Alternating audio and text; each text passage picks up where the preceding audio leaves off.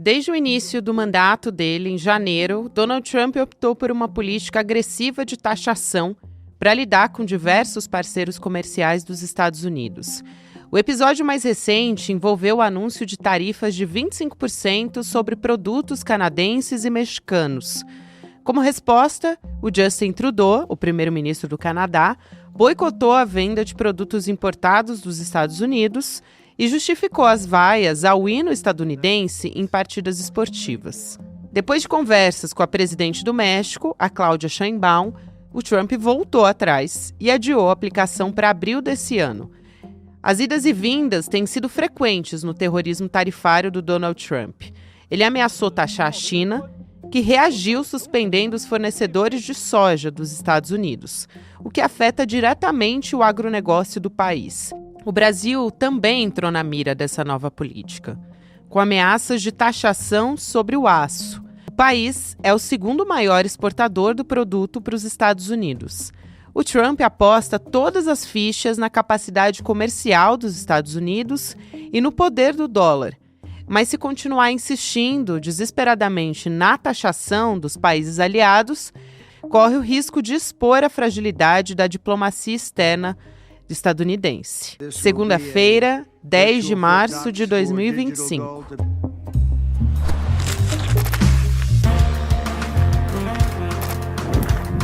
Sou Gabriela Varela, esse é o podcast com mais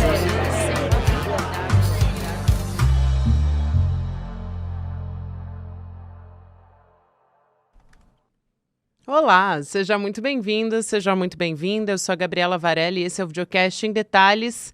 E aqui, sempre com um convidado, uma convidada, a gente discute, analisa uma temática, uma notícia importante do momento. Hoje eu vou conversar mais uma vez sobre Donald Trump. A gente vem falando muito sobre ele aqui, não poderia ser diferente. Vou conversar com o professor e historiador James Green. Professor, seja muito bem-vindo mais uma vez ao ICL e ao Em Detalhes também. Muito obrigado pelo convite. Antes de começar a nossa entrevista, a gente também vai falar sobre Estados Unidos, só que sobre resistência. O Muhammad Ali, que foi um dos maiores lutadores de todos os tempos, o maior de todos os tempos.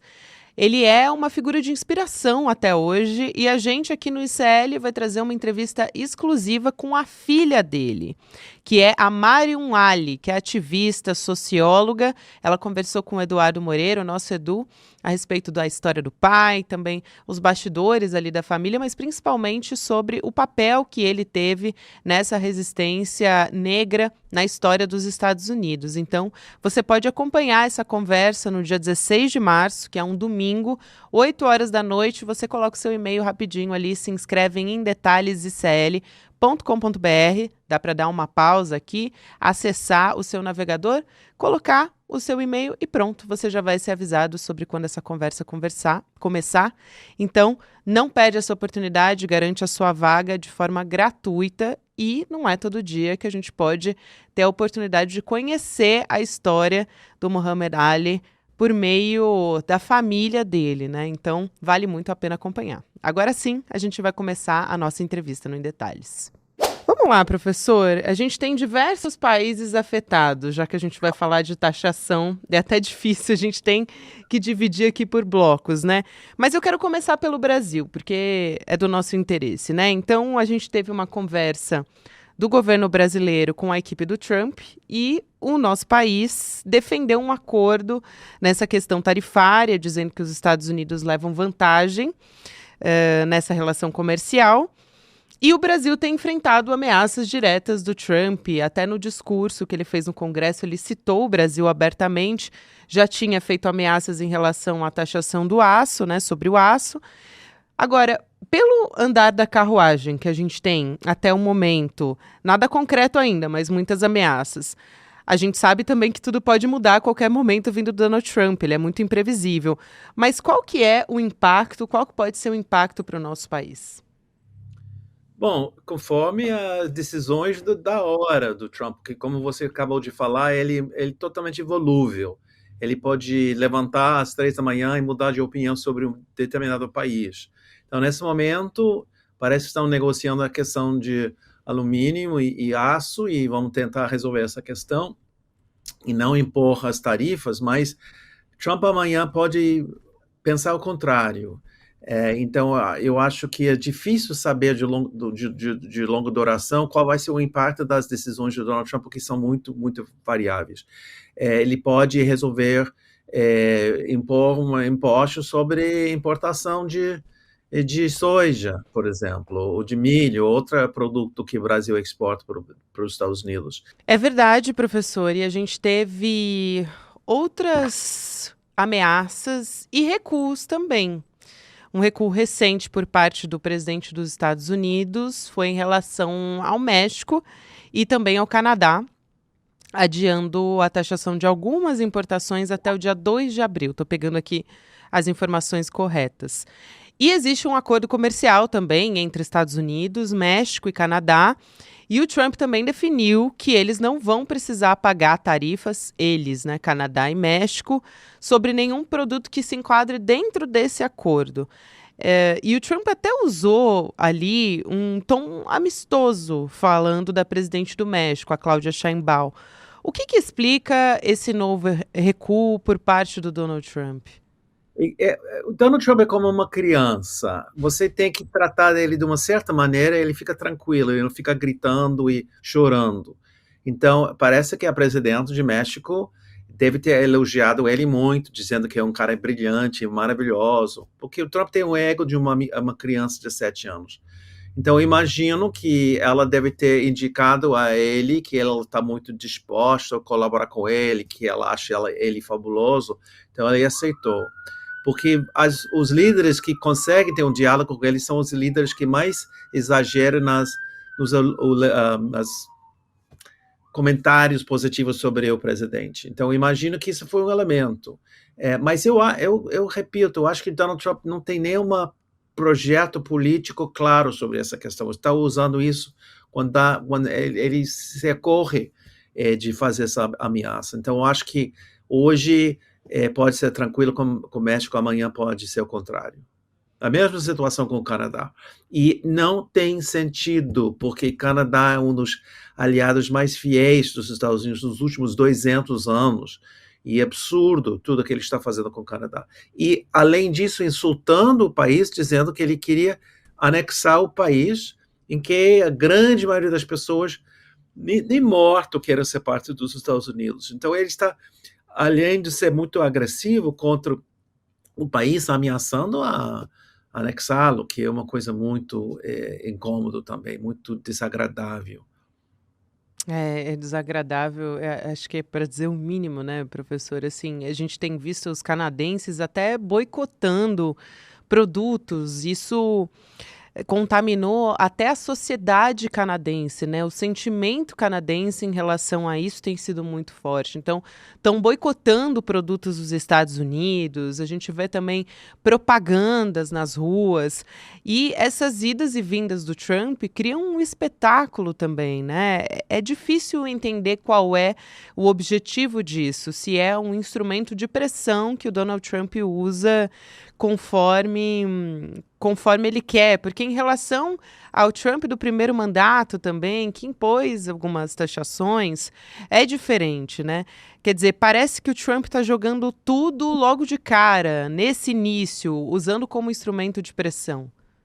E está sendo muito criticado por setores da própria sector da população, o setor político, econômico, que apoiava o Trump. O Wall Street Journal, que é o jornal mais importante do mercado, vamos dizer, está dizendo que essas tarifas são uma loucura, não tem sentido nenhum, e ele tem que controlar-se com essas ameaças, porque vai criar uma instabilidade econômica mundial, e por isso as bolsas de valores nos Estados Unidos têm sido muito volúvel essa semana, por causa dessa incerteza que Trump está criando com as suas decisões diárias que mudem a conjuntura política, econômica, social mundial.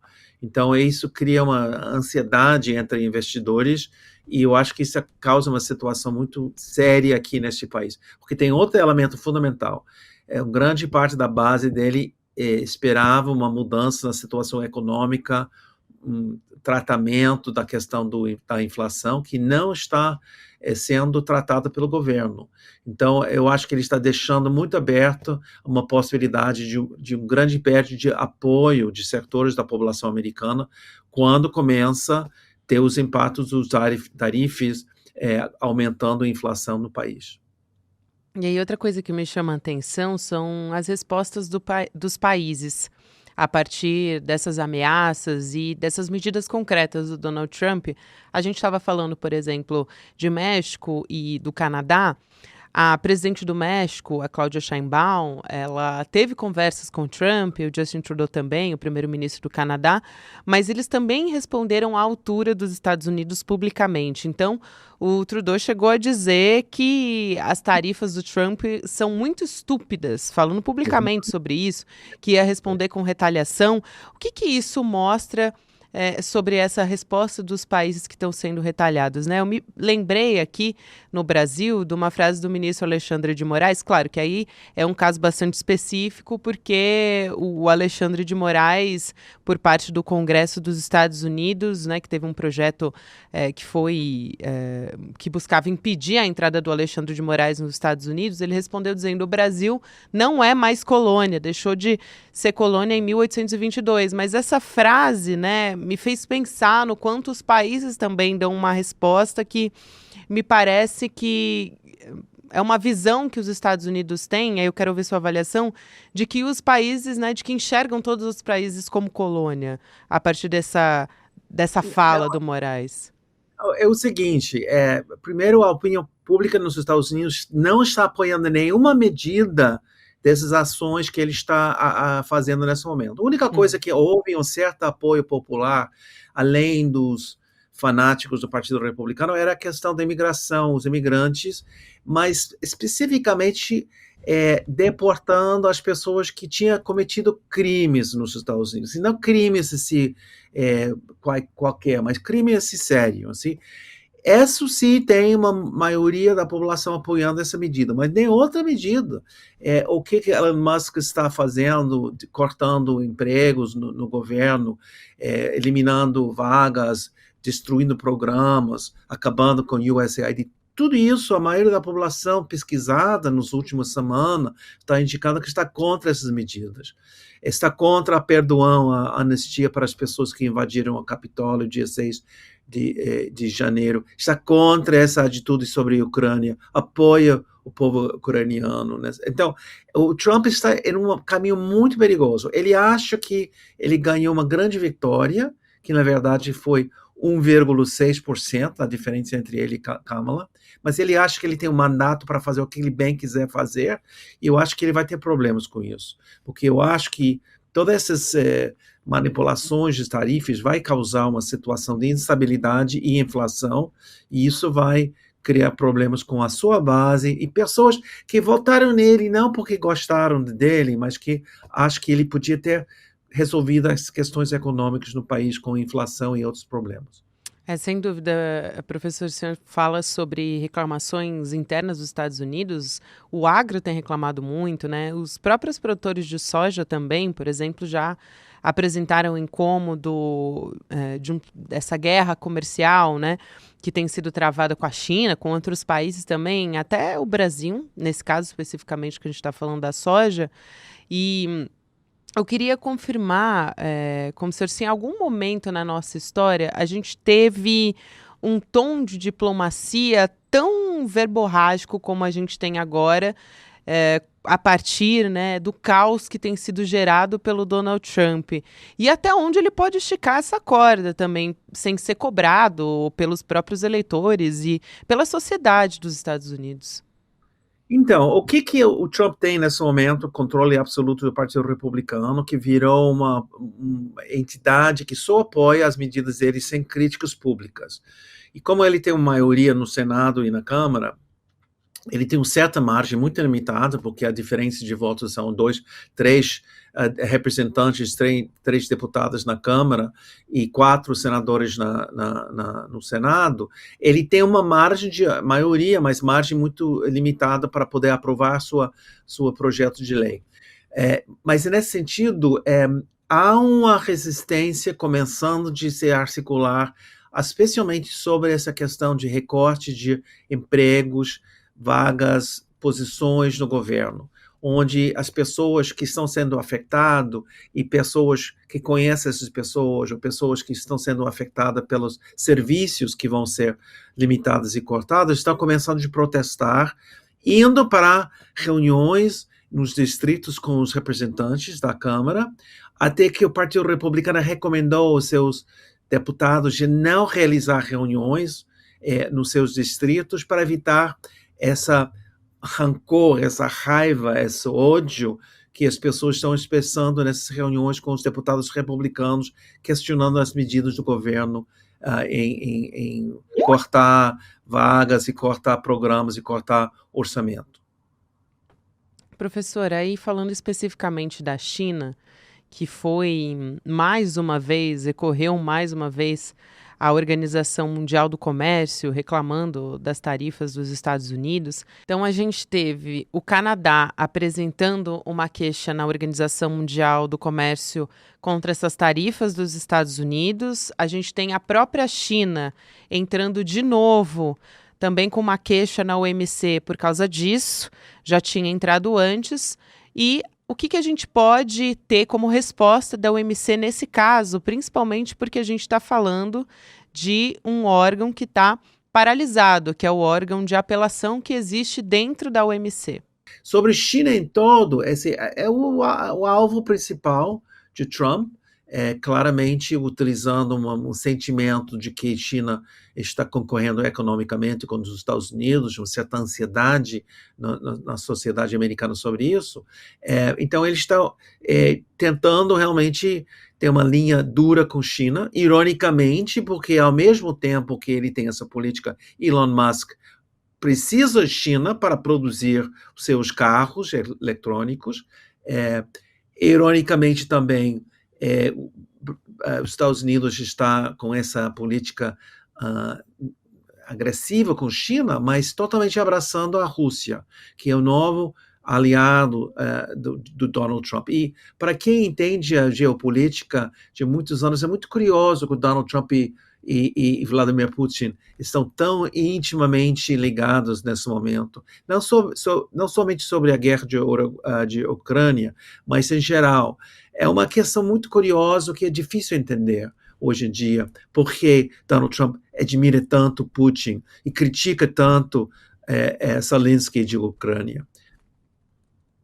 Professor, especificamente sobre a China, eu estava aqui pegando as respostas, né, que a China tem utilizado ao tratar em relação aos Estados Unidos. Então, a China, por exemplo, me chamou muito a atenção porque se pronunciou falando que está pronta para qualquer tipo de guerra. Quer dizer, a gente está falando aqui de uma guerra tarifária, né, comercial, mas sinaliza, olha, pode ser qualquer tipo de guerra. É um tom bastante agressivo.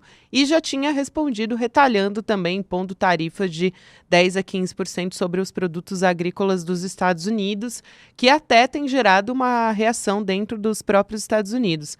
Agora, sobre isso que eu gostaria de te ouvir, professor, porque o quanto isso tem um impacto para a China, porque a sinalização dos líderes da China para a própria população é de que, olha, mesmo com os Estados Unidos fazendo essas ameaças e, de fato, impondo tarifas, a economia do país não vai deixar de crescer, né? Mesmo com essa ameaça de guerra comercial.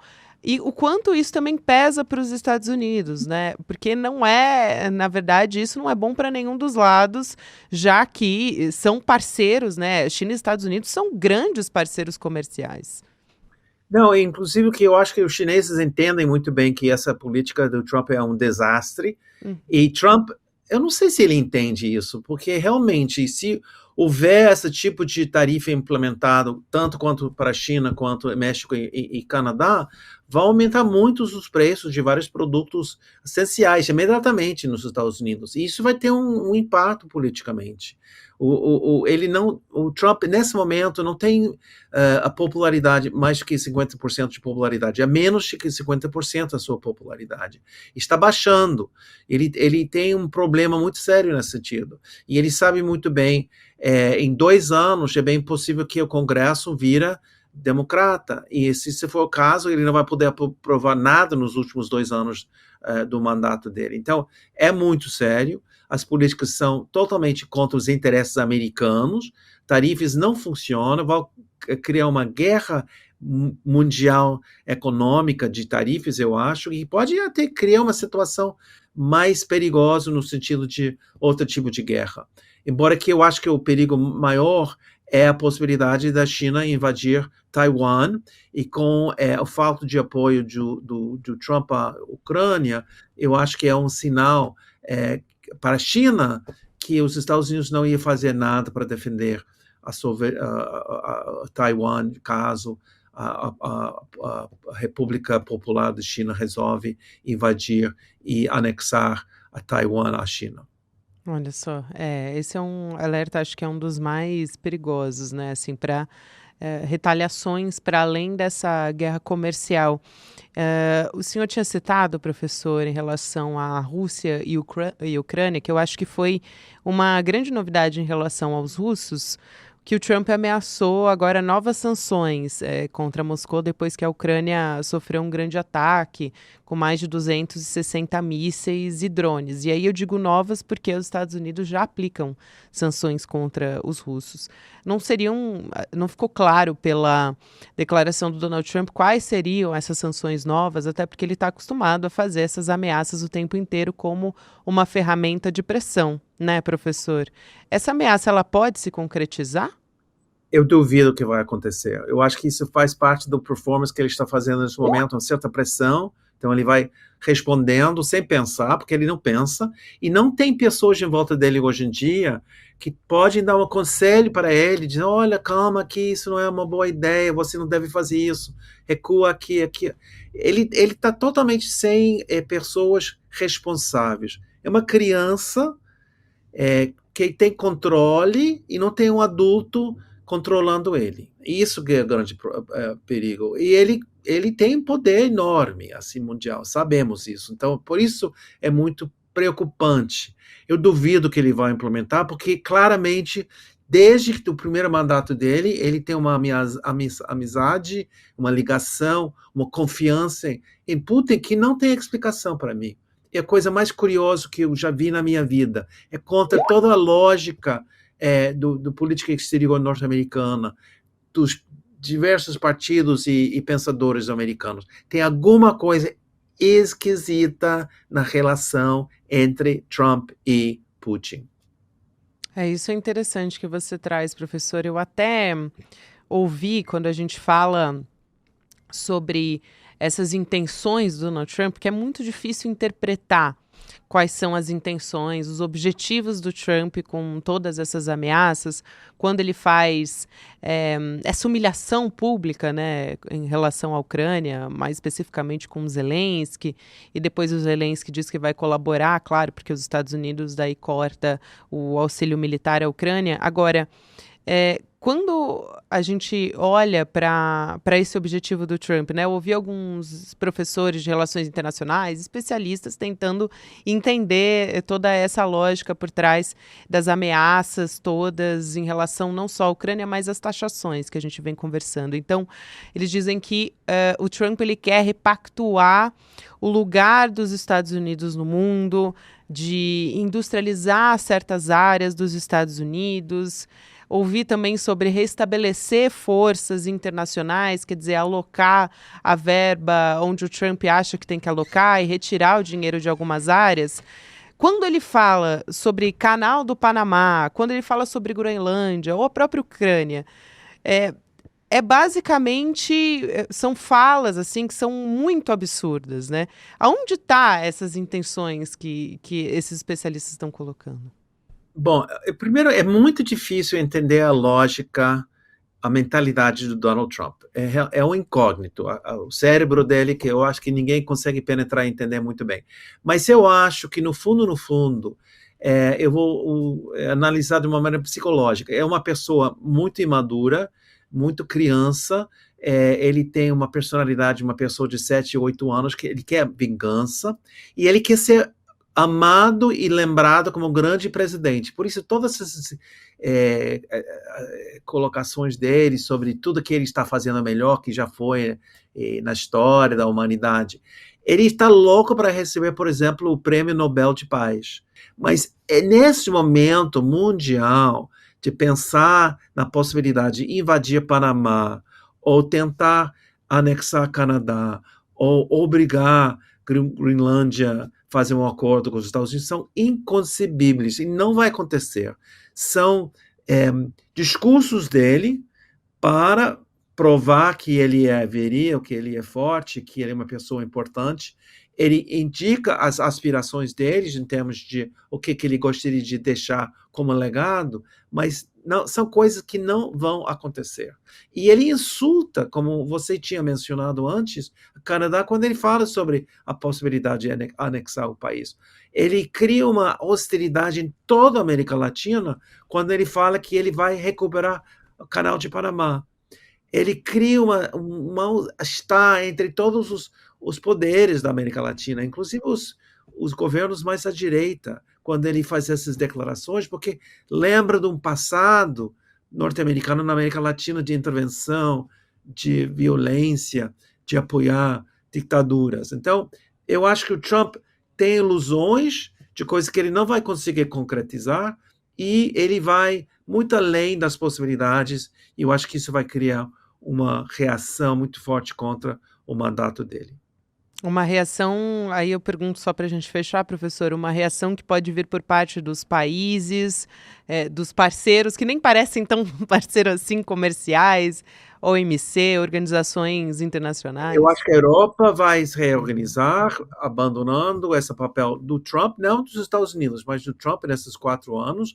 Eu acho que ele vai ser rechaçado na América Latina, não vai conseguir. É claro que nada vai acontecer com Groenlândia e com o Canadá, e são papos furados que não vão ser concretizados, e ele vai criar desconfiança em todo mundo, porque ninguém pode confiar mais nele, porque ele rasga qualquer acordo em 2 segundos. Então, quem vai confiar na palavra dele quando ele promete alguma coisa que ele não vai cumprir?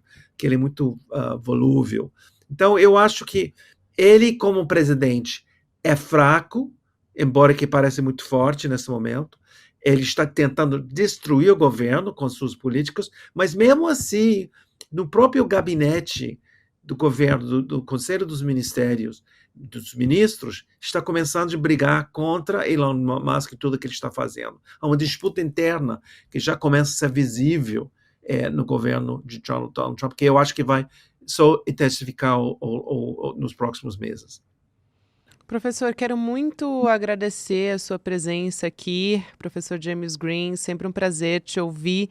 Um abraço e até uma próxima. Espero que para falar de assuntos melhores, porque está bastante difícil falar dos Estados Unidos. Muito bom, porque está muito difícil aguentar essa história aqui nesse país, confesso, muito difícil. Eu imagino, professor. Acho que para o mundo todo também tá. Um grande abraço. Até mais. Obrigado. Tchau, tchau. Obrigada a você também que me acompanhou até aqui. Agora tem Mercado Investimentos. Na sequência vem o Rolê ICL. E você pode ouvir Em Detalhes nas plataformas de áudio de segunda a sexta-feira, em qualquer momento do seu dia. Boa semana para você. Olá! Em 1942, nasceu um menino nos Estados Unidos chamado Cassius Marcellus Clay Jr. Cassius Clay. Mas ele veio se tornar um mito, uma lenda viva do esporte, do boxe, com o nome de Muhammad Ali. Muhammad Ali porque ele se converteu ao islamismo, mas depois ele foi banido do esporte. Perdeu prestígio, perdeu dinheiro, porque se recusou a ir lutar na guerra do Vietnã. A história de Muhammad Ali você vai conhecer no ICL, narrada nada mais, nada menos do que por sua filha, Marion Ali, que também é uma ativista como ele, e um destaque na arte.